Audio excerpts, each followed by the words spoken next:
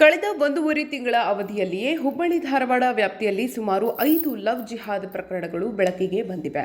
ಈ ಎಲ್ಲವನ್ನ ನೋಡಿದ್ರೆ ಲವ್ ಜಿಹಾದ್ ಅನ್ನ ಯೋಜನಾಬದ್ಧವಾಗಿ ಮಾಡ್ತಿದ್ದಾರೆ ಅನಿಸುತ್ತಿದೆ ಎಂದು ಮಾಜಿ ಸಚಿವ ಸಿಟಿ ರವಿ ಹೇಳಿದ್ದಾರೆ.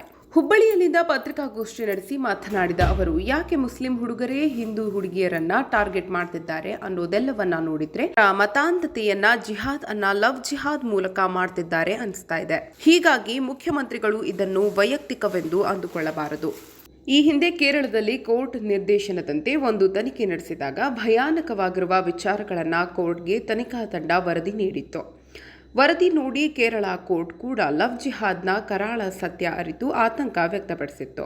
ಈಗ ನಮ್ಮಲ್ಲಿಯೂ ನಡೆಯುತ್ತಿರುವ ಲವ್ ಜಿಹಾದ್ ನಮ್ಮ ಹೆಣ್ಣು ಮಕ್ಕಳ ಭವಿಷ್ಯ ಮತ್ತು ಬಾಳನ್ನು ಹಾಳು ಮಾಡುತ್ತಿವೆ.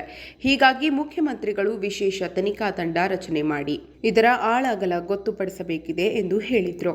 ನಿನ್ನೆಯೂ ಕೂಡ ಮತ್ತೊಂದು ಲವ್ ಜಿಹಾದ್ ಪ್ರಕರಣ ಹಿನ್ನೆಲೆಯಲ್ಲಿ ಪೊಲೀಸರು ಆಪಾದಿತನ ಕಾಲಿಗೆ ಗುಂಡಾರಿಸಿದ್ದಾರೆ ಅನ್ನೋ ಮಾಹಿತಿ ನನ್ನ ಪತ್ರಿಕೆಯಲ್ಲಿ ನೋಡಿದೆ.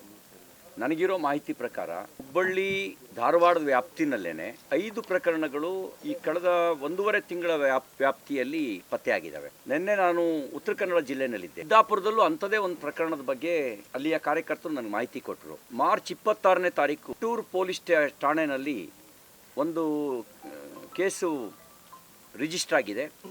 ಮೈನರ್ ಹುಡುಗಿಯನ್ನು ಸೋಕಾಲ್ಡ್ ಡಿ ಕೆ ಶಿವಕುಮಾರ್ ಅವರ ಬ್ರದರ್ಸು ಪರಿವಾರಕ್ಕೆ ಸೇರಿದಂಥವ್ರು ಕಿಡ್ನ್ಯಾಪ್ ಮಾಡ್ಕೊಂಡು ಹೋಗಿದ್ದಾರೆ. 1.5 ತಿಂಗಳಾಯಿತು. ಇವತ್ತಿಗೂ ಆ ಮೈನರ್ ಹುಡುಗಿ ಟ್ರೇಸ್ ಮಾಡಿಲ್ಲ ಪೊಲೀಸರು.